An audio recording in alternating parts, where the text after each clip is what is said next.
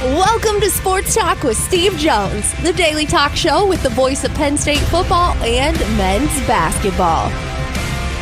You never know what special guest may stop on by any given day. Now here's the man of the hour, Mr. Steve Jones. Imagine being a Minnesota Twins fan today. Oh, shit. You began the week with a roster like everybody else with 26 players on it. As of today, only 15 of the 26 remain from the guys that you had on Monday. Duran goes to the Phillies. Chris Paddock and Randy Dobnak go to the Tigers. Danny Cullum goes to the Rangers. Harrison Bader to the Phillies. Brock Stewart to the Dodgers. Louis Varland and Ty France to the Blue Jays. Will Castro to the Cubs. Griffin Jacks to the Tampa Bay Rays. And Carlos Correa to the Astros. Correa actually went into the general manager earlier in the week just with a simple conversation about whether the Twins are going to be buyers or sellers. We now have the answer. All right? They're big lots. They're selling everything. And Correa goes back to the Astros. And by the way, Correa is not going to play shortstop for the Astros. No. Jeremy Pena is going to play shortstop. Yeah. Correa is going to play third. Altuve is already playing in the outfield for them. But the Astros have played, to their credit, well to get to this point. But, then there's the Pirates. As predicted, of course, we knew the Pirates would be sellers. We predicted that 4 years ago. Okay. In fact, we could have predicted it 10 years ago. Except they weren't completely sellers in all this. There were so many rumors running around about players leading up, and you always have rumors because half the time articles are written based around rumors. Andrew Haney, Mitch Keller, Andrew Kiner-Falefa, and Dennis Santana were not moved by the Pirates. They were not moved. Just like Nolan Arenado, Brandon Donovan, Lars Nootbaar, and Alec Burleson were not moved by the Cardinals. Luis Severino was not moved by the A's. Mackenzie Gore of Washington stayed. Stephen Kwan, he was going everywhere in the planet. Yeah, I thought for sure Kwan was going to go. Kwan staying in Cleveland. Pete Fairbanks, the outstanding closer for Tampa Bay, staying in Tampa. Zach Eflin stayed in Baltimore. Marcelo Osuna and Iglesias both stayed with the Braves. Dylan Cease and Robert Suarez both stayed with the Padres. Zach Gallen stayed with Arizona. Luis Roberts stayed with the White Sox. Sandy Alcantara and Edward Cabrera ended up staying with Miami.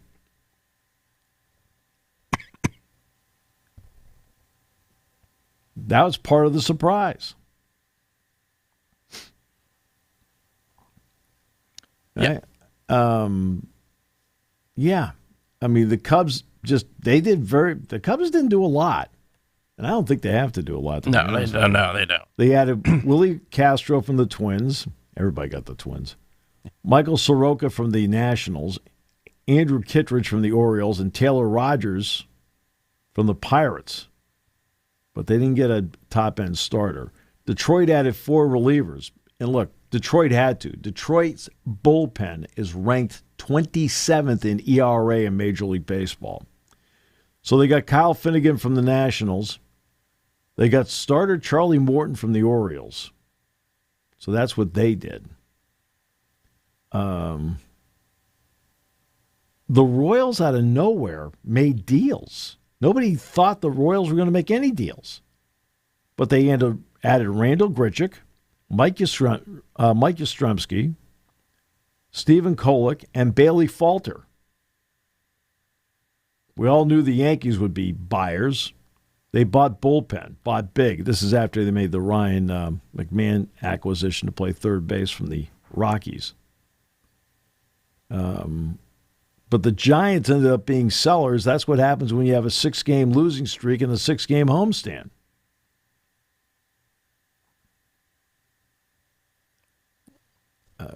So the Pirates did sell because David Bednar did go to the Yankees. Yep. Okay. But the Padres were the ones that took over the trade market. A.J. Preller was active. You got closer Mason Miller. Gave up prospect Leo DeVries, who's 18 years old. Yeah. He also got J.P. Sears in that trade, too. J.P. Sears, which was a great move. Yep. All right. And they say that DeVries is the number 2 prospect. Yeah, 2 or 3, yep. He's 18. Yeah. Yeah, you never know. You never. Yeah, exactly. You never know. Come on. It's 18. But there were 36 trades yesterday, which is, by the way, a trade day record. So there you go. And the Twins were incredibly active yesterday. Incredibly active. So the Pirates shed $18 million in payroll. Does that make any of you feel better? No. Of course it doesn't. Ah, brother. Yeah. You knew Bednar was going. I thought, yeah. I mean, we've known since spring training that Bednar was going. Yep. Okay. You knew there was a chance Brian Hayes was going to be gone. Brian Hayes can't hit. No, he can't. He can field. Gold Glove fielder. Oh, great fielder. Great fielder. I think the return for the Pirates was not necessarily spectacular, which I think is going to anger fans a little bit more. I thought maybe he could get a little bit more back for Bednar. Well, they got 2 catchers from the Yankees. Yeah. Not one. Not they got 2 catchers. Yeah. How about diversifying here a little bit? I mean, they got Rafael Flores and Egleen Perez. Yep. And then they got center fielder Brian Sanchez. Why does one look at that and say those 3 guys, I'd say one of the 3 makes it. One of the 2 catchers makes it and is just another guy.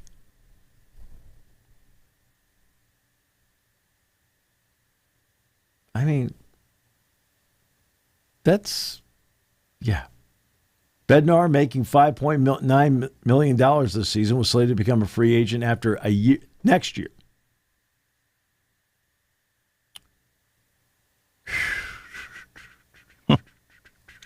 Unbelievable. And Ben Cherington coming out literally saying, oh, we had access to higher ranked players. The Yankees just, we like that offer.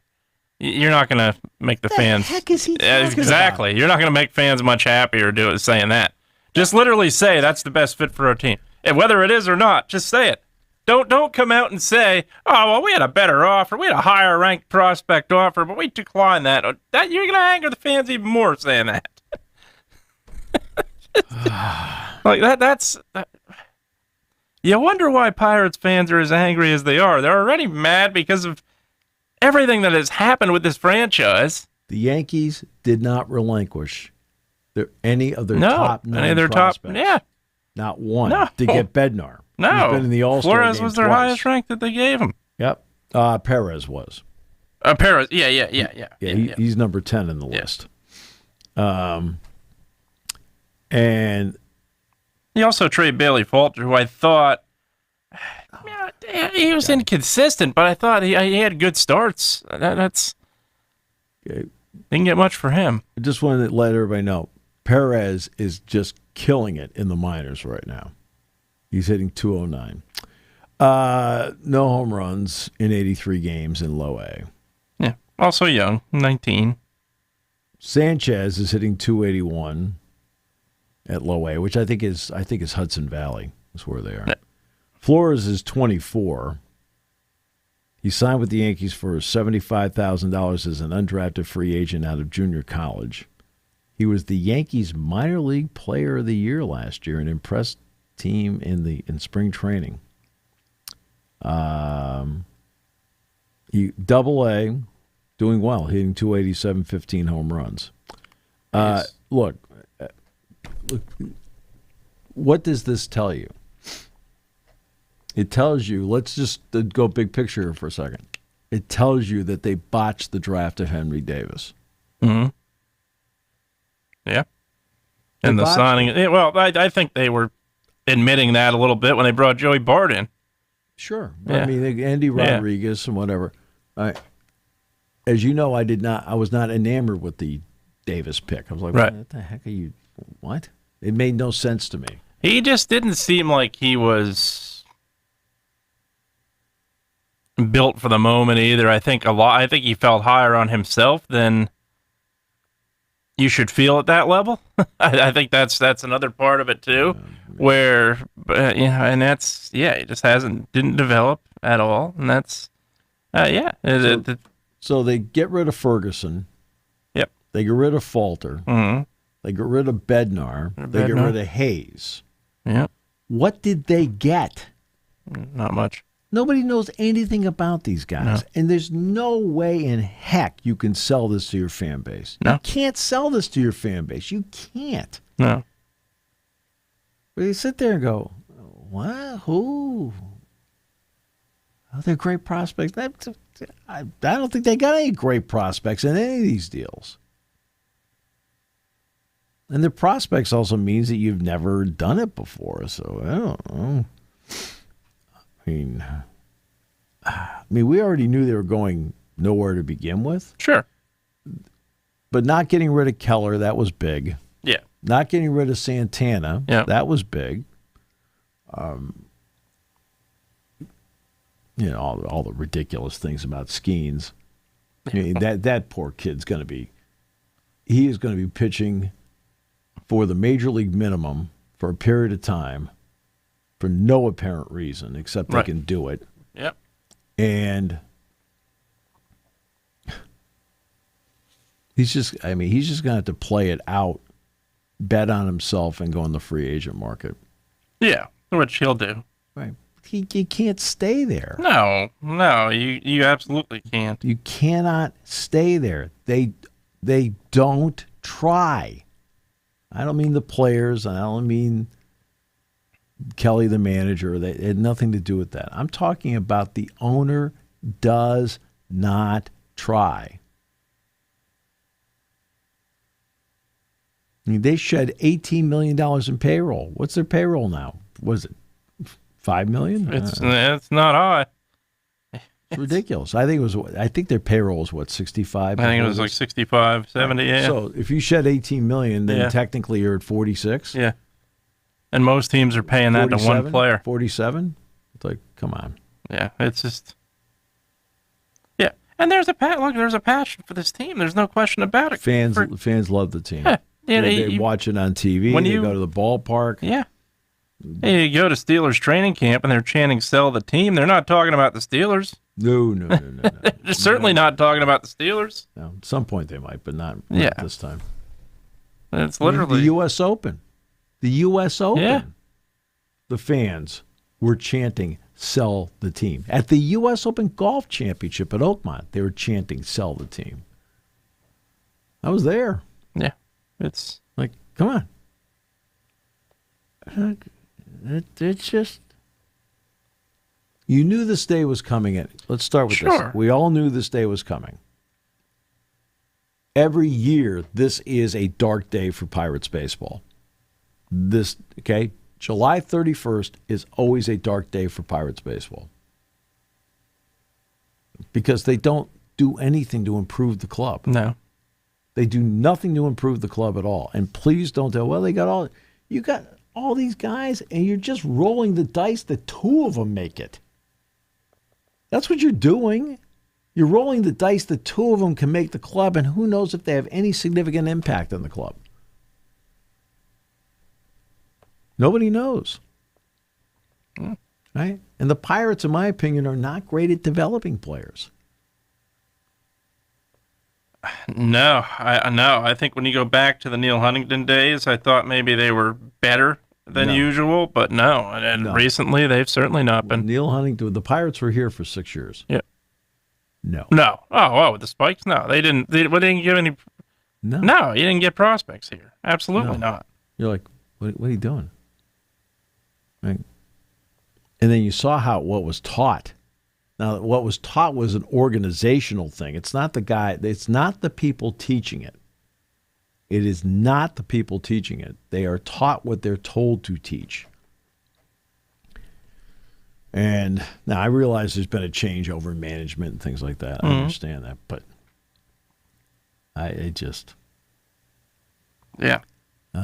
you just sit there and just shake your heads.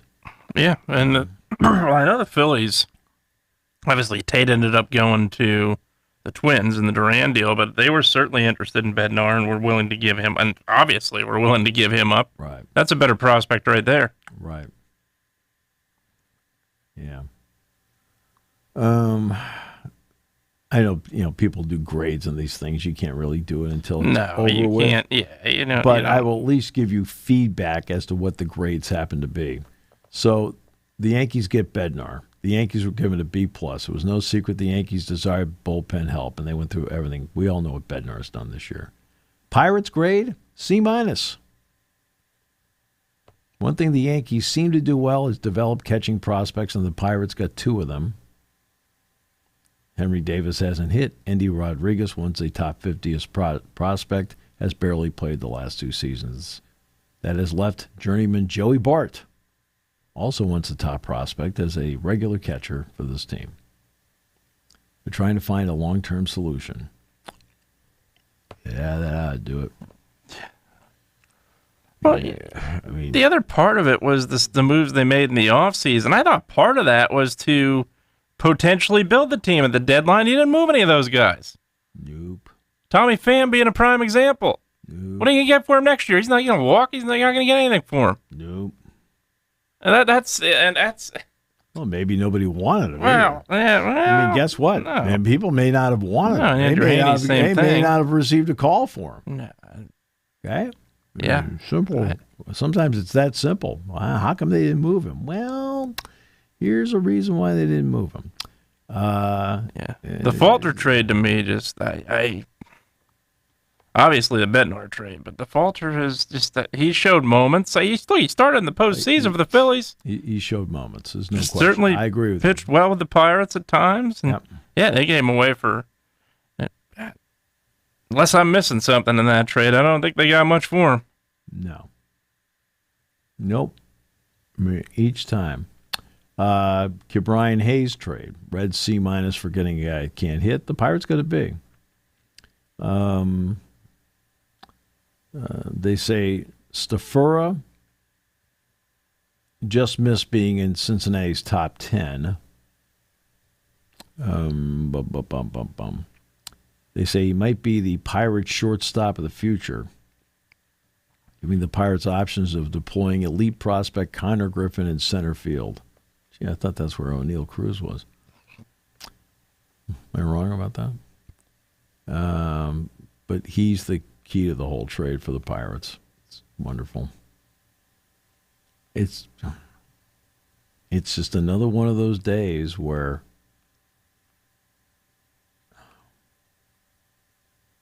we could have had better prospects. Humor me. Next time, give it a shot. See what you got. But what are you looking for? A great clubhouse fit? I mean, what are you looking for? That's here? Just that comment alone usually has you unemployed. I don't know what they're doing. I'm baffled. You would say that. Just say we made the move that best fit our team. Whether that's the truth or not, just say it. Ben Cherington. Ben Cherington made one significant move above all in his career with Boston. And that's when he made the deal with the Dodgers. Yeah. Where he traded Adrian Gonzalez, Carl Crawford, Josh Beckett. Oh, who was the utility guy that went? I can't remember. And they shed like $250 million in salary. And they didn't get anything back for it. It was the same thing, the usual prospect thing. And all of them were just like, you might as well send over, BP baseballs. Right? None of them did anything. But. Yeah, I think Loney was the biggest name they got back. I thought it was Loney. Was that the Loney trade?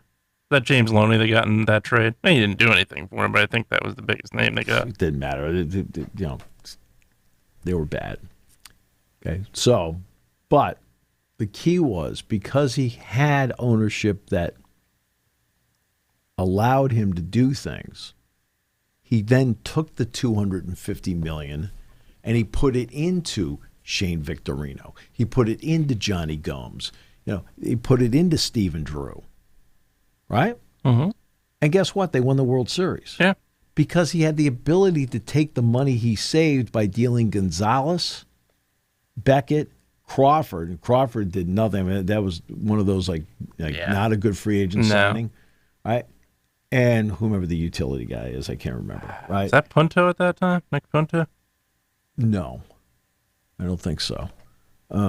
But it doesn't matter. I know he was utility guy they traded. I just couldn't remember when they traded him. But see, he took the $250 million and he put it into like 6 players, and they won the World Series. He didn't deal Dustin Pedroia. He didn't deal Ortiz. He didn't deal Lackey. He didn't deal John Lester. Right, and they built a different team.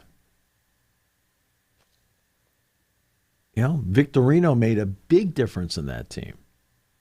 Gomes made a big difference on that team. Mm-hmm. So did Drew. Drew made a difference on that team. But here he deals and loses $18 million in salary and does not have the ability. No, you don't have the ability to roll it into somebody else. You don't have the ability to roll it. See, with Boston, Ben Cherington at least had the freedom to take the money he saved and invested it in other players. Yeah. Okay? In Pittsburgh, any money he did save, he's not allowed to invest in it. That's the owner. He's not allowed. He doesn't have the freedom that he had in Boston to get people. Because they won the World Series the next year. Mm-hmm. And in Toronto, he was part of building a decent farm system that has paid dividends to this day. I mean, this Toronto team is terrific right now because those players have finally matured. You even look at the trades that have, the trades for the most part failed with these franchises. White Sox come to mind. You knew darn well Chris Sale wasn't staying. You had to get something for him, whether it was a prospect or anything. You got Yohan Moncada for him. Is he Chris Sale? No. But you at least got something in return. Right, you got the Red Sox top prospect. Yeah, exactly, that you could build on. Yeah. And he was inconsistent, but you still at least gave the fans hope with that trade. You knew Sale wasn't staying. He told you he wasn't staying. You at least got something in return there. I'm not sure what they got for Garrett Crochet. Yeah. I mean, okay. Yeah. And you talk back at another prime example. Hanley Ramirez goes. They traded Ramirez. That trade worked out great. To the Marlins. And they got not just Josh Beckett, they got Mike Lowell, too. Yep. And Lowell was the 2007 World Series MVP. Did I ever tell you that story? About Lowell? Don't know. Son's in the hospital. And at Boston Children's. He'd gone through extensive surgery. And so I'm up there, and I figured I better get my wife out of the hospital, take her someplace. I was going back and forth. I was doing games, going up there, doing games, going up, it's going back and forth. I said, I got to get her out of there. So I took her to the Burlington Mall. In other words, I went out of the city completely. Yeah. Right? So, get on Route 3, go up to the Burlington Mall, and they had the Rainforest Cafe. Yeah, okay. So wants to look at the fish. Oh my God! So I'm standing out in the mall area. I I really could care less about looking at the fish, right? So I'm just standing there and looking at she's looking at the fish. This guy comes up and a couple of his kids, and they go running in. They want to look at the fish. And we're standing there. He says, "Your kids in there?" And I said, "No, my wife." He goes, "Oh, yeah, I saw your two running." I said, really, really good-looking kids. He looks at the shirt. He says, "Penn State?" I said, "Yeah. Yes, I announced the games there. I've got a game at Illinois coming up this week." He goes, "Oh, wow, great. Yeah, no, I love football." I looked over. Then his kids come running out, and I said, "By the way," I said, "good luck in the postseason." It was Mike Lowell. Yeah, nice. And he won the World Series MVP, 3 weeks later. Right? But you know me, I didn't sit there and go, "Oh, it's Mike Lowell." Right? No, I don't do that. It's just, we just talked. Yeah. Right? But yeah. So yeah, Mike Lowell. And he was terrific with them. I mean, Beckett was great too. Yeah. I mean, Beckett pitched. He won. I mean, he bailed them out against Cleveland. Mm-hmm. They were down 3-1, and in Game 5 he saved their bacon. And then they went out against Colorado, and in Game 1 he was untouchable. It was the only game he had to pitch in the World Series. Then Schilling was great in Game 2, and of all people, Daisuke Matsuzaka got a big hit in Game 3. You're like, oh, and it was a Saturday game because I barely saw the game. And I was like, we'll see how Daisuke does. Well, he's the winning pitcher, and he got a big hit. Really? Okay. And then, of course, John Lester in the closing game was terrific. But this is... So you go to 13, that's where he won his championship. Well, he won his championship because, yes, he made deals, he shed payroll, because they were going nowhere with that team. The 2012 team's going nowhere. And then at least he had a plan as to how to replace them, and he had the freedom and the ability to replace them. In Pittsburgh, he doesn't have the freedom or ability to do anything. Nope. So you can blame him all you want, but you can only do what you're allowed to do. Yeah, which isn't much. Yeah. It's like your wardrobe. There's only so much you can do on a daily basis because you just don't buy anything. That's right. Unless it's some Metallica merch. Yeah, that occasionally. Occasionally. My goodness. Right. Your picture's up there as preferred gold card customer. In fact, I believe they gave you a black card. Here's the exclusive black card. Makes sense. It's the Black Album. Just brutal. Brutal. Penn State football will not practice today, which was, by the way, that's exactly how it was scheduled. And they will have media day tomorrow. Local media day is tomorrow. So James will meet with the media, Jim Knowles, Justin Lustig, Andy Coltonicki. They'll get an opportunity to talk to other coaches, players, and so forth. One guy I keep leaving out of the mix, and it is my fault for leaving him out of the mix at defensive end. I've got to mention, it's my fault for not mentioning him, but Mason Robinson. I thought Mason Robinson a year ago was putting himself in a position in training camp to get a long look as to whether he might play or not. And then he got hurt. Well, I thought he was really good in the spring. And Mason Robinson is a guy to look at one of the defensive end spots. I'm not talking about Mason Robinson playing 40 plays in a game or things like that, but he deserves to get a long, hard look as to whether he can help this team, and go from there. I will say this about Amari Campbell: when you get out there and watch, first of all, he knows how to play. You can tell he can play, but man, he's got legs. It's like, okay. Holy mackerel, he is thick in the lower body area. Holy mackerel. Wow.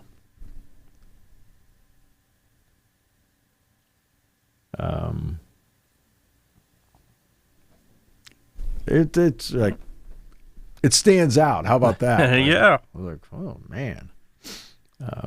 And by the way, he can play. Yeah, he can play. I'll tell you who also can play is Trevor Payne. Can play. I'd never seen him. I watched some of the. I was going to say I've seen some Syracuse games. I saw no Syracuse saw the Miami game after the. No, the only time I saw Syracuse play last year was I saw like a quarter and a half of the Holiday Bowl. No, I saw. And that was it. I saw the end of the Miami game. All right. Yeah, I didn't see the Miami game at all. See, some of this depends on whether I'm traveling or not. But gee whiz. That must have been them. I'm trying to think of that. That must have been the Maryland game that they played that day. I can't remember. I know it was at the stadium watching. It must have been a home. I can't remember. Yeah, it was towards the end of the year. Yeah, well, that was the day. That would be the day that Ohio State played Michigan. Yeah, yep. Right, and then, of course, Penn State played Maryland, which means yep. Penn State was the late game, so I didn't really get it. Yeah, no, and I think that game was a late game, so I was able to watch a little bit of the tail end while I was waiting for post-game, I think. But I'm watching the Holiday Bowl, and I'm not really thinking about it. I'm just watching. Yeah. All right? So, I mean, I couldn't tell you what he even did in the game. No. Right? I think Syracuse won the game, right? I think so. Yeah. And so I really had not watched him before. Yeah, I'll tell you right now, he's a pretty good player. You see Keandre Lambert-Smith caught a touchdown pass? I did see that, yeah, from Trey Lance, no less. How about Lance, that? Your guy Lance. God, they should have kept him. Gave up on him quick, I will say that. Gave up on him awful quick. But obviously you had reason to. You guy that beat him out for the job was your franchise quarterback. Well, whether he's worth it or not, he's your franchise quarterback. You paid him to be. But, I did think they gave up on Lance a little quick. I think he easily could have at the very least been the backup, but... Well, Dallas gave up on him, too. Oh, no doubt, yeah. I mean, but, I mean, last night was a good night for him. Now, he's not going to beat out Justin Herbert. No. Okay. No, that's not going to happen. But...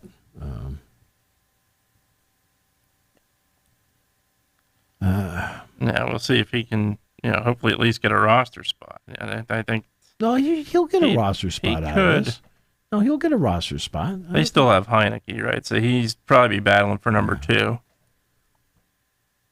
Oh, yeah. No, I think so. He'll be battling. Yeah, I'll say this. The way he moves and some of the play, he looked good last night. I mean, it was just good to watch football. Absolutely. I mean, I have no idea who Detroit ran out there. Now, Allen I've seen play quarterback before. But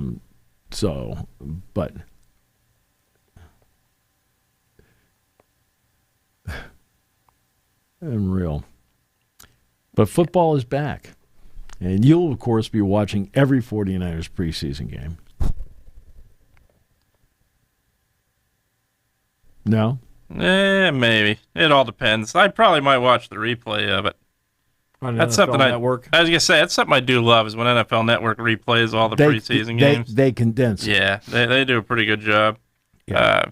The Niners play, next Saturday? I think they play the Broncos. I don't know beyond that. They usually play the Raiders and Chargers. So that'd probably be the two of them. That's my best guess. I know they play the Broncos. Certainly play the Raiders. Play them every preseason. It used to be that I would really look forward, because I miss football, to watching a couple of preseason games. Now, last night I watched the first quarter because it was the first game back, and that's what I usually do. I think I got like 12 minutes to go in the first half, and then after that I bagged it. I'll be honest, I don't watch any preseason football anymore. It's tough to watch.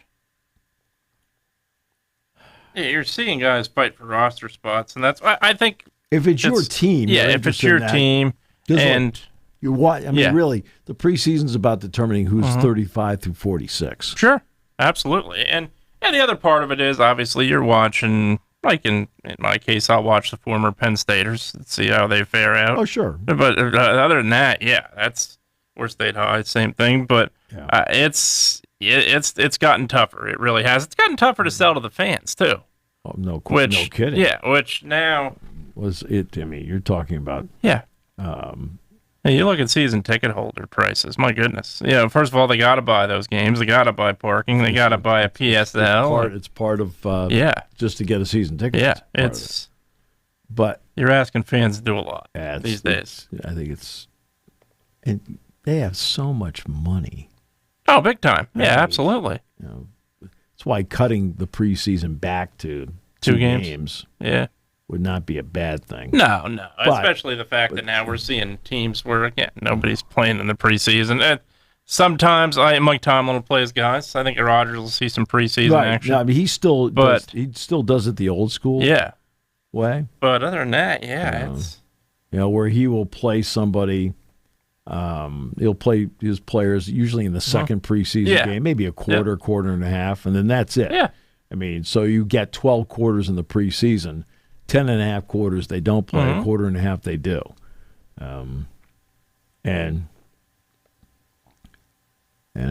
it's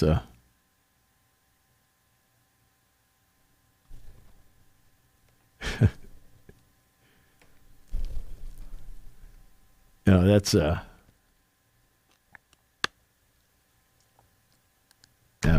but the world wants to bubble wrap, as I mentioned, and that's and it shows in the start of the season when guys struggle.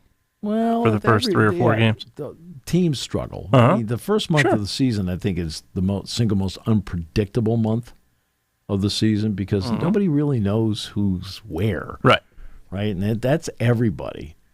Because it's all this first time out stuff, and okay, that's fine. I mean, that's how you want to do it these days. That's fine. I mean, that's what people talk about getting into a season. Look, Penn State has opened the year at Wisconsin. They've opened the year at Purdue. They've opened the year home with West Virginia. They've opened the year at West Virginia. Down the road, Okay. Now this year it's like, well, they're playing. Just slow down. I mean, every time you turn around, they have been playing to open the year major programs, Power 4 programs to open the year. This particular year, no. And I think based on the backup quarterback situation, this schedule works better for that situation. And, this is going to take time to play out between these two, between Jackson Smolik and Ethan Grunkemeyer. It's going to take some time to play out, and we'll just see how it plays out. I mean, there's nobody in the lead or anything like that. They've had 2 practices so far. That's it. So there's nothing settled at all. Nothing settled at all at this point. So, nor should it be. It won't be settled for a couple of weeks. Right. It won't be settled for maybe 2 or 3 weeks. And even then, I'm not sure it's settled. But you have to make a decision at some point as to who'd be the first guy to come out there and play. So, and then basketball. We'll do some scrimmage work today. Then they'll go Monday, Tuesday, Wednesday next week, and then boom, that's it. Then they won't be back until September. They'll get some time off here. They're young. Right? You're like, oh, that doesn't sound encouraging. It's also August 1st. Yeah. Just slow down. They have not had the entire team out there. There's 2 more players coming in. They should be here by international orientation, which is, I think it's August 21, 22, something like that. They should be here by then. But you don't have your team yet. And because you don't have your full team yet, you're getting guys ready. It's not like some guys don't look good. I mean, there are guys out there. I mean, Mason Blackwood looks like a real player. Cade Mingo looks like a terrific player.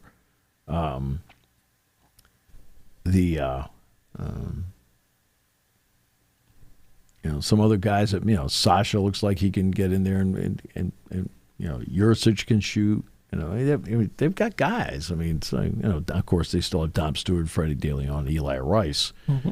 The transfer from Cincinnati is a player. I like him a lot.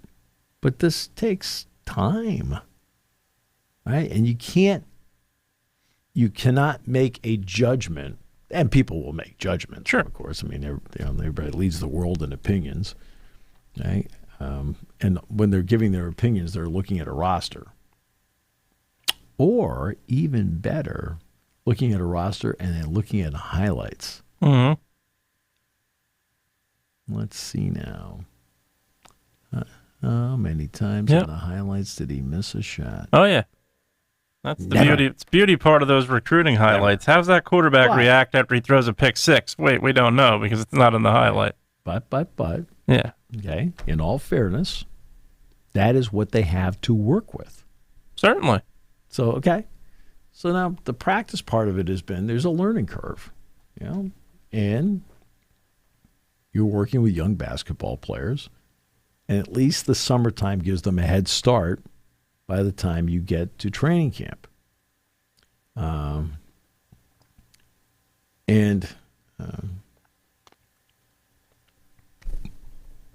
But you also don't have a mix on your team yet because two critical players aren't there yet. Now, are they a better basketball team than they were in June? No question. Okay, I can tell you, everybody out there, they're better. Mm-hmm. Right? But how does it play out? How does it mix? How does it mesh? You're not going to know at all until you get the other two guys in here. And that's what it comes down to.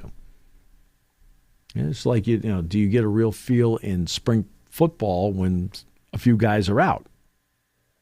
Well, you want to see how they now they're back, and you're seeing how they're starting to fit in as to what Jim Knowles might think. You're starting to see how maybe a couple guys might fit in based on how Andy Koltanicki thinks. Right? So, yeah.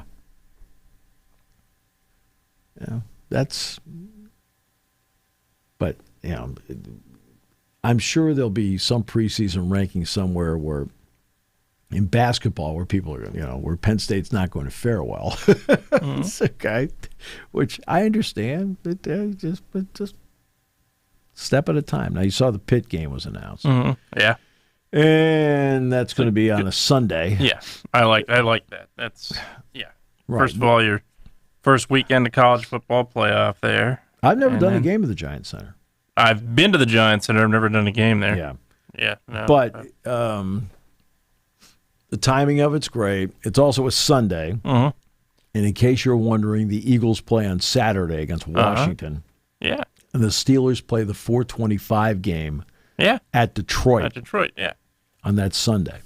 Yeah. I just think it's a obviously, Mike Rhodes wanted to do that. You wanted to get games branched in Pennsylvania a little bit, and you have that chance now. You're playing a team within the state in a place where both sides of the state are very familiar. Obviously, Hershey has had the state championships. Sure. They don't have them in football anymore. Cumberland Valley obviously has them, but they've had the state titles, so fans travel. Fans are familiar with the area. Fans love traveling to the area, so I think it's a good spot, and it really is. I think it should be a game that has high interest. Obviously, it's Penn State and Pitt. That'll help a little bit too, but certainly the area too is going to generate interest. Oh yeah, I mean, I think it's great to have a Sunday game right before Christmas in the Harrisburg, Hershey area, right in the capital region, and that is, I think that's important. It's part of the goal of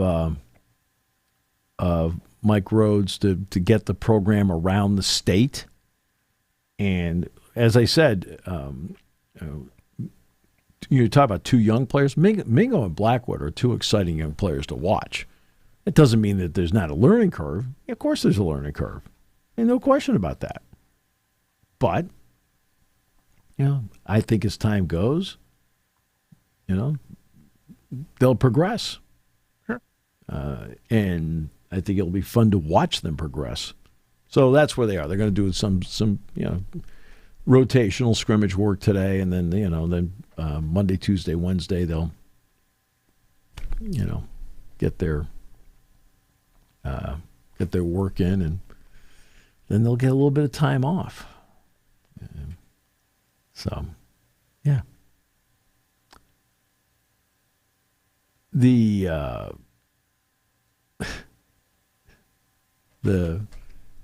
were talking about the trade deadline, and there was, and of course we know there's the transfer portal in college sports. And what's really interesting is the Athletic did an article on quarterbacks, mostly quarterbacks. They did some other positions, about guys who made a single transfer and guys that made multiple transfers.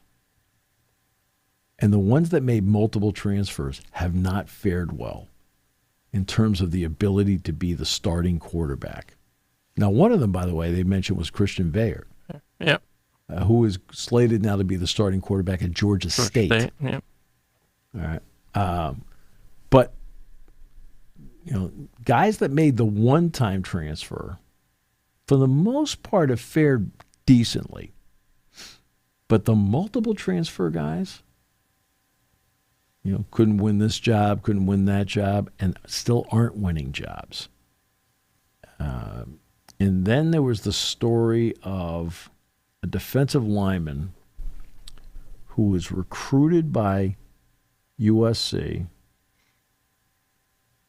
always wanted to go to USC, goes there, plays some, has his postseason meeting, seems like it's pretty good. And then a few weeks later, position coach comes up and says, I think we're going to go with a different direction. Yikes. So he transfers to Tulsa. When he goes to Tulsa, he actually does really well at Tulsa. And he admits now, this is where I made the mistake. He did really well at Tulsa, so he wanted to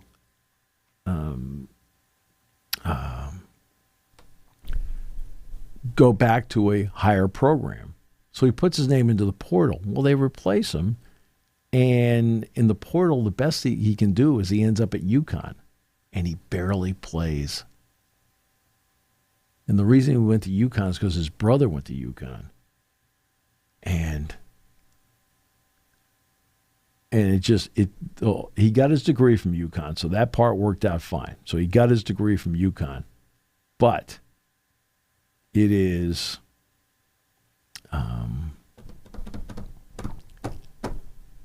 he admits leaving Tulsa was a huge mistake.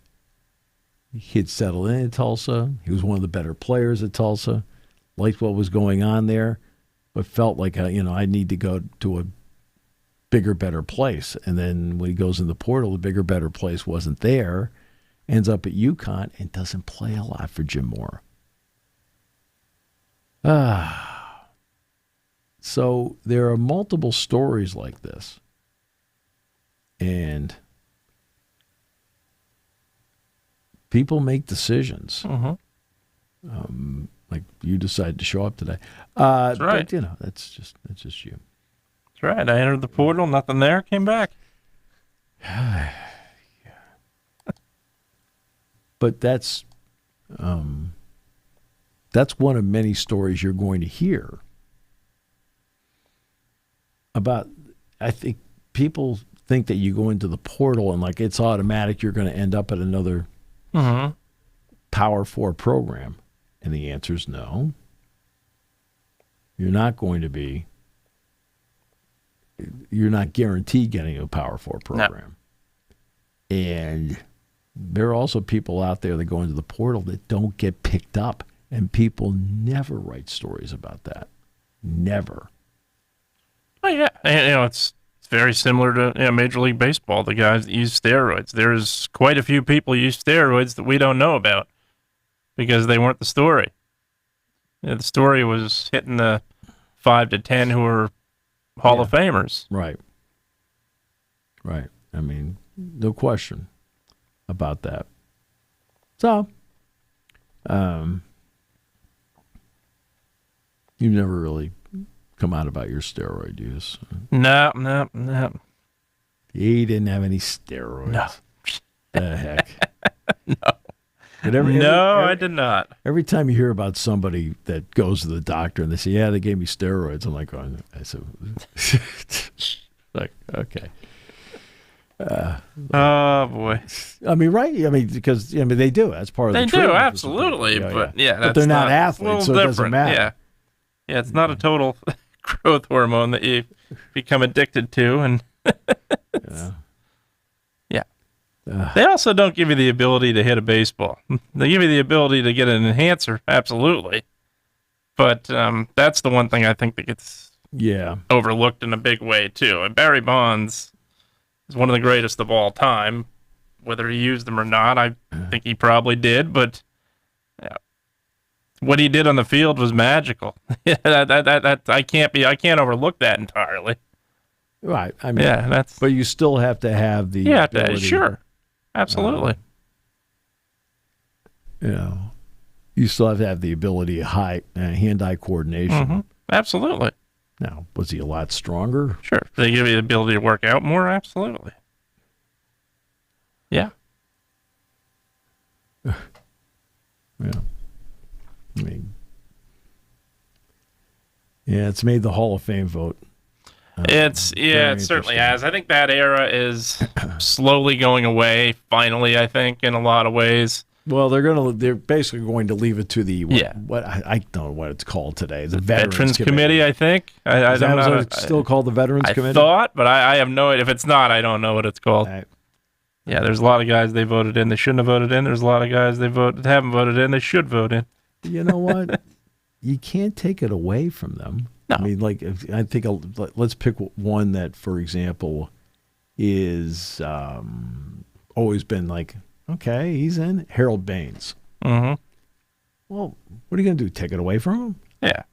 Well, Baines was a consistently good player. Right. I'm just saying that there are people that question that he's in there. Oh, sure. Okay. And yeah, absolutely. Yeah, there's other guys. I think they're going to probably rely on the Veterans Committee. Obviously, Dale Murphy's one. To me, Dale Murphy should be in. There's no doubt. That's one guy that I've looked at consistently and said, look, that guy is a Hall of Famer, and don't know why. He's not. Right. I mean, I think Lou Whitaker's another one.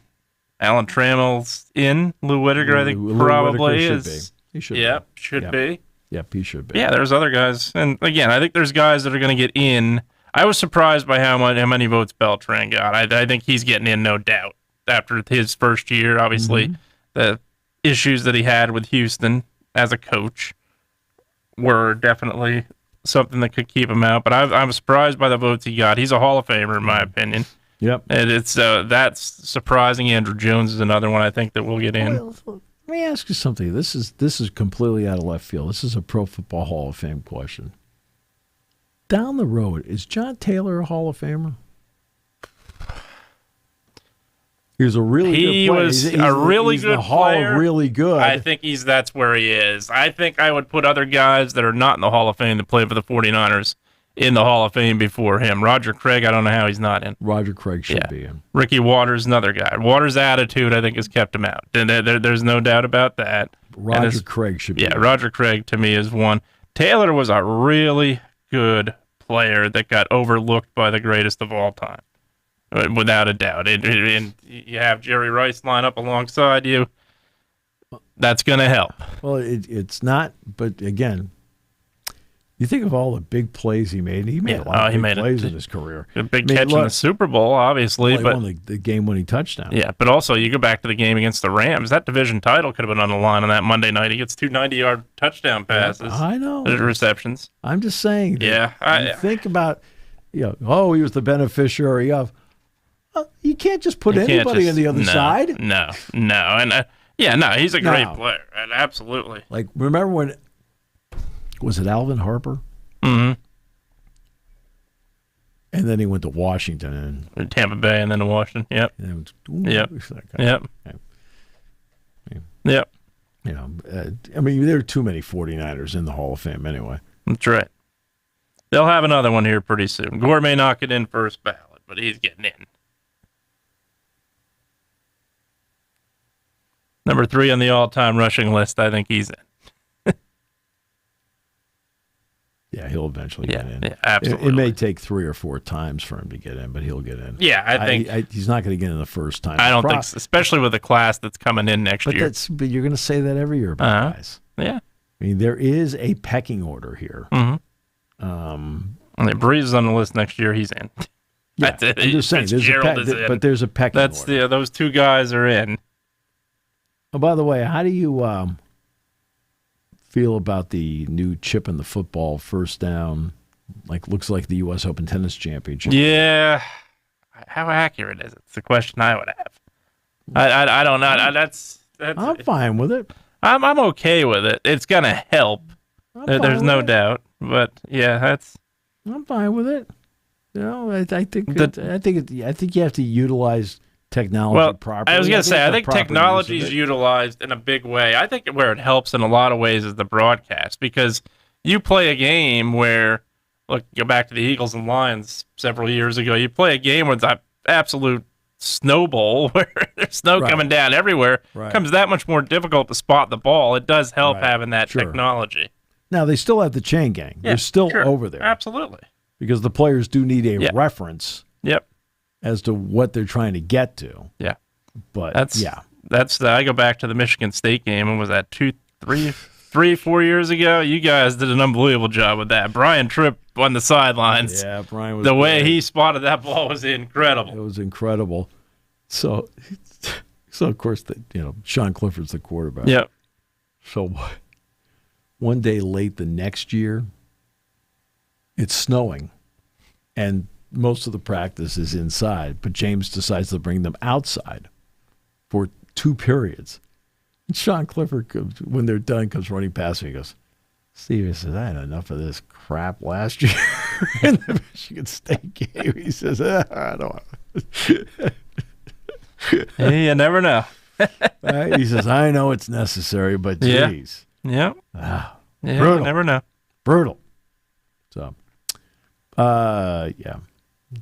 one quick note. I'm watching the Yankee game the other night with Tampa Bay, and they're advertising for tickets for the Yankees-Red Sox series on the board. Like, you need to sell tickets for the Yankees-Red Sox series? That's pretty bad. And that included Old Timers Day. That's pretty bad. Yeah, that is. Not even Derek Jeter's going to Old Timers Day. He's not. He says it's his daughter's birthday party. Oh, well, okay. Yeah, Give him a sweet. I was going to say, give him a sweet. I'll let that slide if it's his daughter's birthday party. I thought you meant he had an issue with the Yankees I didn't know about somewhere along the line here. But that's most of America does, but Derek Jeter does not. I mean, I would say that most of America feels about the Yankees the same way they feel about the 49ers.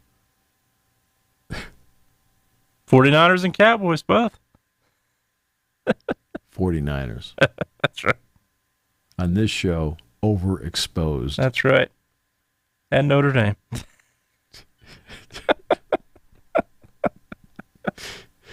All right. Have a great weekend, everybody. Enjoy. Tomorrow is going to be a local media day. I assume you'll be there tomorrow. Should be. Yep. Should be. Yeah. All right. You're not sure if you're going? As far as I know, they're sending me there.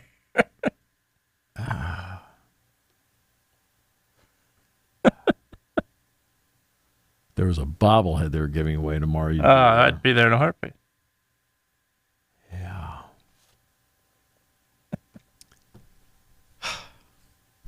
You. Always interesting. That's right.